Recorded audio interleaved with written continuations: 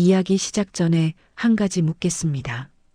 당신이라면 선을 넘기 직전까지 간 사랑을 과연 멈출 수 있을까요? 오늘 들려드릴 이야기는 절대 하면 안 되는 마음이 자라났던 장모와 사위단 둘만의 시간이었습니다. 잠시 후 그들이 얼마나 위험한 거리까지 다가갔는지 들려드릴게요. 시작하기 전에 구독과 좋아요, 그리고 여러분의 생각을 댓글로 남겨주세요. 당신이라면 어디까지 허락할 건가요? 장모님은 나이에 맞지 않게 몸매와 얼굴이 관리가 잘 돼 있으셨다.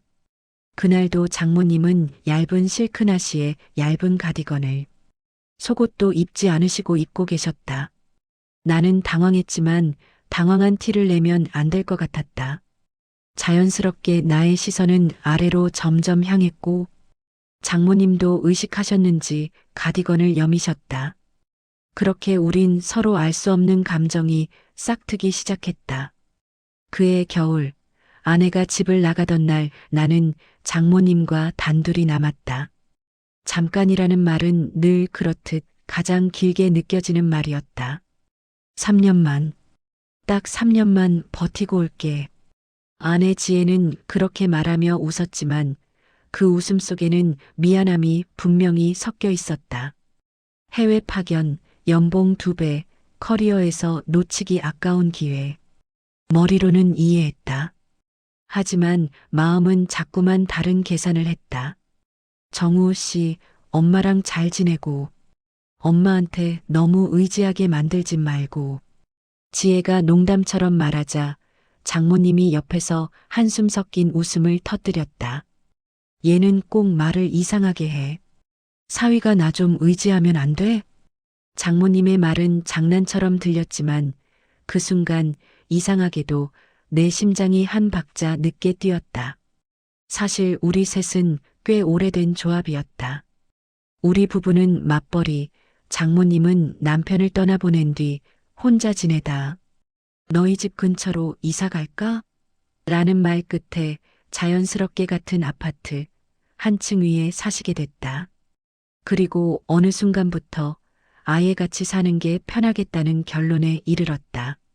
어차피 혼자 사는 거 무섭기도 하고 둘이 일 늦게 끝나면 집도 비잖아. 그게 시작이었다. 장모님은 집안일을 도왔고 우리는 생활비를 나눴고 셋이 식탁에 둘러앉아 밥을 먹는 풍경은 꽤 오랫동안 안정의 다른 이름이었다. 그런데 그 안정의 축이 빠져나가는 날이었다. 지혜가 공항으로 향하는 택시에 올라타기 직전 내 손을 꼭 잡았다. 정우 씨, 엄마 요즘 많이 외로워 보여. 당신도 알지? 그 말이 자꾸 마음에 걸렸다. 외로운 사람 둘, 한 집, 길어진 밤. 공항에서 돌아오는 길, 차 안에선 라디오 소리만 흐르고 있었다. 장모님은 뒷자리에서 창밖만 바라보고 계셨다. 거울로 슬쩍 본 장모님의 표정은 생각보다 더 글로 표현하기 어려운 얼굴이었다. 안도, 불안, 허전함, 그리고 약간의 체념 같은 것들이 뒤섞여 있는. 집에 도착했을 때 현관에 남은 지혜의 슬리퍼가 괜히 눈에 밟혔다. 장모님이 슬리퍼를 한번 내려다보더니 먼저 거실로 걸어 들어가셨다. 배고프겠지? 국 데워줄게. 그 말이 너무 평범해서 오히려 낯설게 느껴졌다. 이제부터 이 집은 장모님과 나 둘이서 버텨야 하는 공간이 된 거였다. 그날 밤 식탁에는 2인용 반찬 그릇만 놓였다. 젓가락이 부딪히는 소리가 유난히 크게 들렸다. 정우 씨, 장모님이 조심스레 입을 열었다. 우리 괜찮을까? 질문은 너무 짧았고 그 안에 담긴 건 너무 많았다. 가족으로서, 동거인으로서, 남자와 여자라는 사실을 어쩔 수 없이 알고 있는 두 사람으로서 나는 최대한 아무렇지 않은 척 웃으며 말했다. 당연히요. 지혜 올 때까지 우리 둘이 좀 더 잘 버티면 되죠. 장모님이 미묘하게 웃었다. 입꼬리는 올라갔지만 눈동자는 평온하지 못했다. 그리고 그날 밤 우리는 각자의 방으로 들어가 문을 닫았다. 복도 끝에 마주보고 있는 두 개의 문이 이 집에서 유일한 경계처럼 느껴졌다.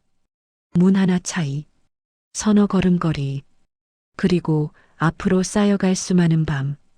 그때는 몰랐다.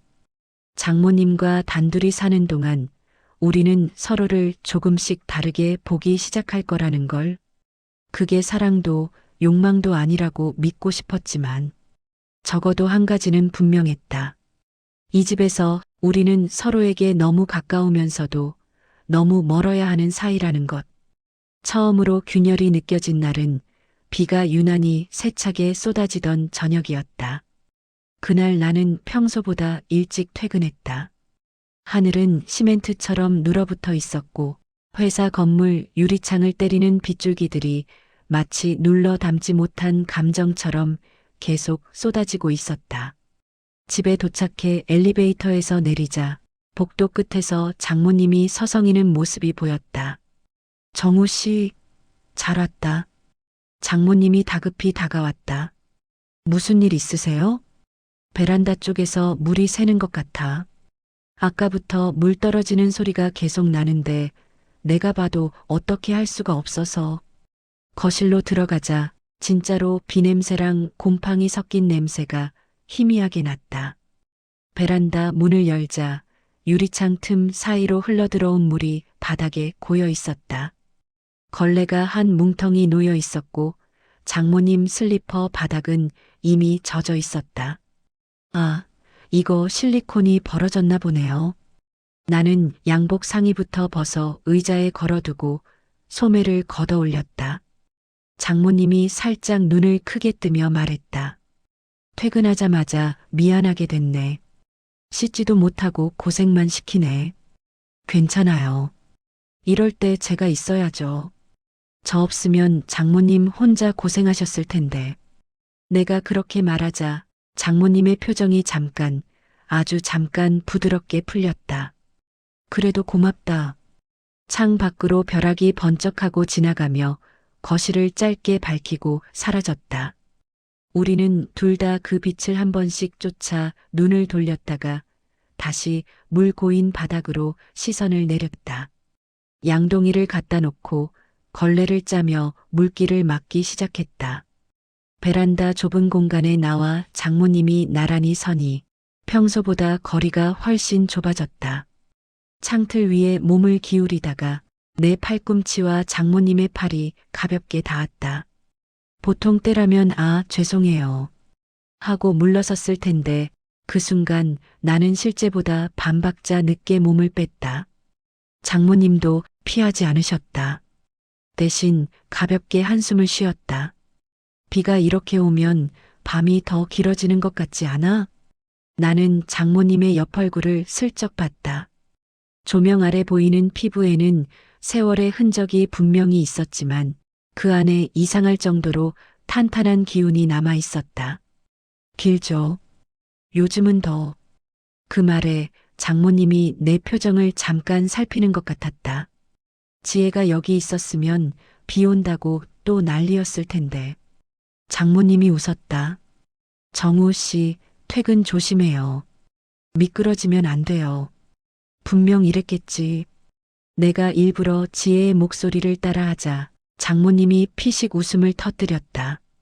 그래, 딱 그 말투네. 참 둘이 닮았어. 걱정하는 방식이. 순간 그 말이 이상하게 내 안에 남았다. 둘이 닮았어. 장모님이 덧붙였다. 내 입장에선 두 사람이 다 너무 아까워. 아까워요? 응. 지금 이 시간에 둘이 여기 같이 있지 못하는 게 원래라면 셋이 같이 밥 먹고 셋이 같이 이런 비도 구경하고 그랬을 텐데 그 말 속에서 셋이라는 단어가 유난히 크게 들렸다. 금이 가 있는 곳은 언제 깨질지 모르니까 사람들은 더 조심하거나 아예 보지 않으려 한다. 나는 어느 쪽도 아니었다. 조심하려 했다가 그 조심하는 마음 자체가 또 어색해지는 순간들이 많았다. 베란다 물기를 어느 정도 정리하고 나서야 우리는 한 걸음 물러났다. 장모님이 말했다. 이제 좀 괜찮겠지? 네, 오늘은 이 정도면 버틸 것 같아요. 내일 낮에 관리실에 연락해서 한 번 더 보수해야겠네요. 문을 닫으려는데 창밖으로 번개가 또 한 번 번쩍했다. 장모님이 본능적으로 유리창 쪽을 바라보며 아주 살짝 내 쪽으로 몸을 기울였다. 나는 문고리를 잡은 손을 떼지 못한 채 잠깐 멈췄다. 조용한 순간 빗소리만 세게 들렸고 우리 숨소리가 그 사이를 파고들었다. 정우 씨, 네. 요즘 많이 힘들지? 단순한 질문이었다. 그런데 그 말투가, 그 표정이 너무 오랫동안 나를 지켜본 사람일 것 같아서 무슨 말을 해야 할지 몰랐다. 저야 뭐, 다들 그렇죠. 지혜도 없고 회사도 바쁘고 나도 힘들어. 장모님이 말을 잘랐다. 근데 이상하게도 제일 힘든 건 혼자라는 기분이야. 나는 고개를 돌려 장모님을 바라봤다. 장모님도 나를 바라보았다. 눈을 피하면 괜히 더 이상해질 것 같았다. 계속 보고 있자니 그게 또 이상했다. 그 순간 나는 깨달았다. 우리는 서로에게 가족이라는 이름으로 버티고 있지만 동시에 서로의 외로움을 너무 잘 알고 있는 두 남녀라는 사실도 피할 수 없었다. 장모님이 먼저 시선을 거두며 말했다. 밥이나 먹자. 괜히 비 오는 날 감성만 많아지네. 그 말에 우리는 동시에 어색하게 웃었다. 하지만 부엌으로 걸어가는 동안 나는 자꾸만 방금 전 베란다에서 서 있던 거리, 닿았다가 떨어진 팔꿈치의 느낌, 그리고 장모님의 눈빛을 떠올리고 있었다. 우리는 선을 넘지 않았다. 그렇지만 그날 베란다에서 분명히 선을 의식하기 시작한 건 맞았다. 이제는 아무렇지 않은 척 계속 아무렇지 않게 지낼 수 있을까? 나는 스스로에게 그렇게 묻고 있었다. 장모님과 둘이 사는 생활은 생각보다 빠르게 일상이 되었다. 아니, 정확히는 익숙해지는 속도가 예상보다 빨랐다. 처음 며칠은 각자의 방에서 시간을 보내고 거실에서 마주칠 땐 적당히 짧은 대화만 나눴다. 서로 조심스럽게 가족이라는 선을 되새기듯이. 그런데 시간이 흐를수록 우리 사이의 공기는 조금씩 달라졌다. 아침엔 내가 먼저 일어나 커피를 내렸다. 장모님은 내가 내는 커피가 좋다며 항상 한 모금 마시기 전 잔을 코끝에 가까이 가져가 향을 깊게 들이마셨다. 정우 시거는 진하게 내려져. 그 말투가 이상하게 오래 남았다. 내가 고른 원두 향이 아니라 내가 내린 커피라는 사실에 의미를 두는 듯한 말투. 아침 식탁에서 우리는 신문을 나란히 보았다. 장모님은 경제면을 좋아했고 나는 스포츠 섹션을 먼저 펼쳤다. 신문지가 부딪히는 사소한 소리에도 서로의 존재가 크게 느껴졌다. 남편 없이 혼자 살아온 세월이 긴 사람. 아내가 먼 곳에 가버린 남자. 우린 서로의 빈틈을 알아보는데 긴 시간이 필요하지 않았다. 어느 날 저녁, 장모님이 막 저녁 준비를 하고 있을 때였다. 나는 우연히 장모님의 팔에 붉은 자국이 난 걸 봤다. 데이셨어요? 전기포트 물이 튄 것 같네. 괜찮아. 말은 괜찮다 했지만 표정은 그렇지 않았다. 나는 주방 타올을 적셔 그녀의 팔을 잡고 살얼음처럼 뜨거운 피부 위에 조심스럽게 눌렀다. 순간 우리 둘 다 숨을 잠깐 멈췄다. 손바닥 아래 느껴지는 체온. 팔을 잡은 내 손, 피하지 않는 그녀의 손목. 장모님은 가만히 있었다. 조금 떨리는 듯한 숨만 내쉬었다. 정우 씨 손 확실히 따뜻하다. 그 말이 너무 조용해서 오히려 크게 들렸다. 나는 손을 바로 놓지 못했다. 대신 천천히, 아주 천천히 거리를 다시 벌렸다. 그때 장모님이 아주 작은 목소리로 말했다. 누군가 이렇게 챙겨주는 게 얼마만인지 모르겠다. 그 말에 나는 고개를 들지 못했다. 의미를 알 수 없는 감정들이 한꺼번에 밀려왔다. 더 이상 단순한 동거가 아니었다. 우리는 퇴근 후 TV를 함께 봤고 서로 말하지 않아도 자연스레 같은 소파에 앉았다. 원래라면 소파 양끝에 앉아야 했다. 그런데 언젠가부터 쿠션 하나 차이로 앉게 되었고 어느 날 밤 프로그램이 끝나갈 즈음 장모님이 내 쪽으로 살짝 기대듯 몸을 움직였다. 등은 닿지 않았다. 어깨도 닿지 않았다. 하지만 닿지 않았다는 사실조차 긴장을 만들었다. 오늘 참 조용하네. 장모님이 TV를 보며 말했다. 네. 사람이 둘인데 넓어 보여요. 그 말에 장모님은 천천히 고개를 돌렸다. 조명 아래에서 그녀의 눈동자가 아주 오래 머물렀다. 둘이라 그런 게 아니라 지혜가 없어서 그런 거겠지. 말투는 담담했지만 그 말이 묘하게 우리 둘만 남았다는 사실을 강조하는 것 같았다. 나는 웃으며 답했다. 그렇죠. 지혜가 있었으면 시끄러웠을 텐데요. 장모님도 웃었지만 그 웃음 뒤에 어떤 감정이 숨어 있는지는 굳이 확인할 필요가 없었다. 그러나 가장 위험한 순간은 우리가 아무것도 하지 않았던 순간들이었다. 빗소리가 들리는 밤 서로 다른 방에서 자고 있는데도 문틈 사이로 새어나오는 불빛을 보면 그 작은 틈이 더 이상 장벽이 아니라는 생각이 들었다. 어느 날 밤 장모님이 말했다. 정우 씨, 우린 잘 버티고 있는 걸까? 나는 대답하지 못했다. 대답을 하면 무너질 것 같아서 아마 장모님도 같은 생각이었을 것이다. 선은 넘지 않았지만 우리는 이미 선 가까이 서 있었다. 두 발끝이 경계선 위에 걸린 사람처럼 넘어지지 않으려 더 균형을 잡아야 했다. 그런데 이상하게도 균형을 잡는 게 점점 더 어렵게 느껴졌다. 그날은 공기가 유난히 습했다. 빗물 자국이 유리창에 길게 내려붙은 채 꺼지지 않는 전등 불빛에 번져 보였다. 저녁은 둘이서 조용히 먹었고 식탁 위엔 숟가락 부딪히는 작은 소리만 흘렀다. 평소 같으면 장모님은 먼저 자리를 털고 일어났을 텐데 그날은 식탁에 팔을 괴고 그대로 나를 바라보고 있었다. 정우 씨, 이름을 부르는 것이 아닌 호흡이 실린 부름. 나는 젓가락을 내려놓았다. 왜 무슨 일 있으세요? 그냥 오늘따라 많이 보이네. 당신이. 그 말은 가벼웠다. 하지만 가볍게 내려앉지 않았다. 나는 잠시 시선을 피했다. 그녀의 눈을 오래 바라보면 숨이 이상하게 거칠어질 것 같았으니까. 장모님은 웃으며 말했다. 지혜가 있을 땐 당신이 이렇게 많이 보이지 않았는데 말이야. 그 말 속에 담긴 의미. 우리가 둘만 남았기 때문에 생겨난 거리감. 아니면 가까워진 거리.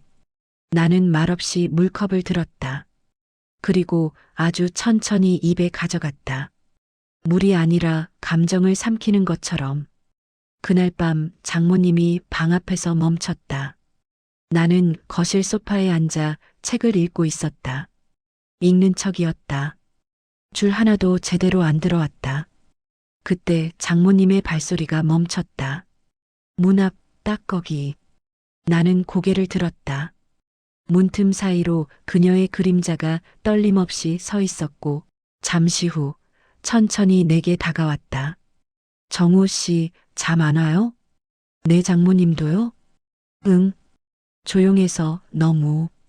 조용함이 불편하다는 뜻이 아니라 너무 좋았다는 뉘앙스. 장모님은 소파 옆에 앉지 않았다. 아예 내 옆 책이 놓인 팔걸이 쪽으로 몸을 기울였다. 가까웠다. 숨이 맞닿는 거리. 말 한마디 없이도 의미가 쌓이는 거리. 그녀의 어깨가 내 손등을 스쳤다. 우연처럼. 하지만 우연이 아니라는 걸 둘 다 알았다. 나는 책을 덮었다. 장모님도 시선을 떼지 않았다. 정우 씨, 네. 사람은 온기로 남는다고 하더라. 그녀의 손이 내 팔 위에 천천히 얹혔다. 강하지 않은 힘, 억지스럽지 않은 강도. 하지만 거부하지 않을 경우 끝까지 가게 되는 온도. 나는 손을 빼지 않았다. 그것이 가장 위험한 선택이라는 걸 알면서도 장모님은 숨을 고르며 말했지. 이건 그냥 온기야. 그 이상은 아니야. 나는 조용히 고개를 끄덕였다. 네. 옮기면 온기대로 두죠. 손은 그대로였다. 빛도 호흡도 온도도. 우리는 아무 일도 하지 않았지만 아무 일도 하지 않은 것이 가장 큰 일 같았다. 그 다음 날 아침 식탁에서 장모님은 평소와 다름없이 반찬을 놓았다. 나는 평소와 다름없이 자리에 앉았다. 그런데 수저를 놓는 순간 장모님이 말했다. 정우 씨, 어제 잊어도 돼요. 무슨 일도 없었으니까. 나는 웃었다. 장모님도 웃었다. 그러나 둘 다 알고 있었다. 없었기 때문에 오히려 계속될 거라는 걸. 잊으라 했지만 우린 기억하는 쪽에 머물렀다. 우리는 그날 이후 서로를 피하지도 굳이 찾지도 않았다. 그저 자연스럽게 이전보다 훨씬 가까운 생활이 이어졌다. 문제는 자연스러워졌다는 사실이었다. 지혜가 있을 때는 아무렇지 않던 행동들이 둘만 있는 집에서는 이유도 모르게 의미를 가졌다. 어느 밤 TV 소리가 이상하게 크게 들렸다. 거실에 앉아 뉴스를 보고 있었는데 장모님은 별말 없이 내 옆자리에 앉았다. 이번에는 쿠션 하나 사이도 아니었다. 같은 등받이에, 같은 팔걸이에, 같은 기울임. TV 화면만 보고 있는데 서로의 체온이 말보다 빠르게 흘러왔다. 나는 리모컨을 쥔 손을 소파 팔걸이에 두었고 장모님의 손등이 그 바로 옆에 닿았다. 정확히 손가락 한마디 거리. 움직이면 닿는다. 그 작은 거리 하나를 두고 우리는 마치 숨을 쉬듯 긴장했다. 장모님은 화면을 보며 말했다. 재밌지도 않은데 왜 보고 있는 거예요? 아무 생각 없이 있기 좋잖아요. 그건 혼자일 때 이야기 아닌가? 그 말이 천천히 깊게 내려앉았다. 마치 우리 둘이 혼자가 아니라는 사실을 확인하려는 듯. 나는 리모컨을 내려놓으며 조용히 웃었다. 혼자라면 TV 소리가 이렇게 크게 안 들렸겠죠. 장모님도 웃었지만 그 웃음은 오래 머물렀다. 웃음 뒤에 붙은 침묵은 더 길게 이어졌다. 그 침묵 속에서 들린 건 서로의 숨과 소파, 천이 움직이는 사소한 마찰음뿐. 그리고 아주 조용한 떨림. 다음 날 작은 사건 하나가 모든 걸 흔들었다. 장모님이 설거지를 하다 접시를 떨어뜨렸다. 깨지진 않았지만 큰 소리가 났다. 나는 재빨리 다가갔다. 괜찮아요? 그녀는 고개를 들지 않고 말했다. 요즘 왜 이렇게 떨리는지 모르겠네. 내가 잡아준 손목 위로 물기와 열기가 섞여 있었다. 나는 천천히, 아주 천천히 수건으로 그녀의 손을 닦았다. 닦고 또 닦았다. 문득 깨달았다. 닦는다는 행동 자체보다 닿아 있는 시간이 더 길다는 걸. 장모님은 수건을 붙잡으며 말했다. 정우 씨. 나는 대답하지 않고 손만 가볍게 놓았다. 놓는 데까지도 시간이 걸렸다. 장모님은 물끄러미 설거지통을 바라보다 작게 웃었다. 우리는 왜 아무 일도 없는데 불편할까? 나는 잠시 숨을 고르고 답했다. 없으니까 더 조심해야죠. 있어버리면 끝이니까. 그녀는 고개를 끄덕였지만 그 표정에서 묘한 슬픔이 지나갔다. 그래. 없어서 다행이지. 없으니까 계속 볼 수 있는 거고. 그 말이 오래 남았다. 애틋함인지 체념인지 기대인지 모두 다였을지도 모른다. 밤이 깊어지자 이 집의 공기는 더 무거웠다. 방문을 닫으려는데 복도 끝에서 장모님이 조용히 걸어왔다. 조용히 소리 하나 없이 마치 그 자체가 감정이 된 사람처럼. 정우 씨, 그녀가 내 방 앞에 서서 말했다. 문 닫지 말아요. 나는 대답 대신 문을 아주 조금만 닫아두었다. 잠금 없이 틈 하나 남겨둔 채 장모님은 그대로 등을 돌려 방으로 돌아갔다. 나는 그 문틈을 오래도록 바라보았다. 그 작은 틈 사이로 빗소리도 숨소리도 마음도 들어왔다. 우리는 문을 닫지 않았지만 그 어떤 선도 넘지 않았다. 그러나 선은 눈앞에 와 있었다. 손만 뻗으면 닿는 곳. 그날은 유난히 공기가 무거웠다. 비도 아니고 바람도 없는데 집안이 가만히 끓고 있는 것 같았다. 장모님은 저녁을 준비하지 않았다. 나도 허기를 느끼지 않았다. 식탁 위에는 물컵 하나, 그리고 서로를 쉬지 않고 훔쳐보는 시선만 있었다. 우리는 아무 말도 하지 않았지만 말이 필요 없는 밤이었다. 장모님이 먼저 자리에서 일어났다. 발끝 소리조차 없는 걸음. 나는 그 뒤를 따라 천천히 걸었다. 거실을 가로지르는 동안 손, 어깨, 시선. 그 어떤 접촉도 없었는데 왜인지 서로의 체온이 더 가까워지는 느낌만 커졌다. 그리고 우린 베란다 앞에서 마주 섰다. 창밖은 고요했고 집안은 더 고요했다. 장모님이 말했다. 정우 씨, 우리가 계속 이렇게 지내면 언젠가 선을 넘겠죠? 나는 숨을 크게 들이쉬었다. 목이 마르고 손이 떨렸다. 넘을까요? 질문이 아니었다. 확인도 아니었다. 그저 현실이 되어가는 감정에 대한 고백. 장모님은 베란다 손잡이를 가볍게 쥐었다. 나도 그 손잡이 위에 손을 올렸다. 둘의 손이 겹치지 않았다. 단 1cm 차이. 그 거리가 우리 둘의 마지막 이성선이었다. 장모님은 눈을 감고 말했다. 지혜가 돌아오면 이 감정 어떻게 해야 할까요? 나는 대답하지 못했다. 대신 한 걸음 가까이 섰다. 숨소리, 향기, 체온. 서로의 피부를 스치지 않아도 느껴질 만큼의 거리. 내가 한 발 더 움직이면, 그녀가 손을 조금만 움직이면 우린 멈추지 못할 것이다. 장모님이 속삭였다. 정우 씨가 먼저 잡으면 나는 못 부리쳐요. 그 말은 허락이었다. 청이었다. 유혹이었고 동시에 비명 같은 절실함이었다. 나는 손을 올렸다. 그녀의 손을 덮기 직전. 온기가 닿기 직전. 멈췄다. 장모님도 눈을 떴다. 우리는 서로의 손을 바라봤다. 닿지 않은 두 손. 하지만 닿았을 때보다 더 뜨거웠다.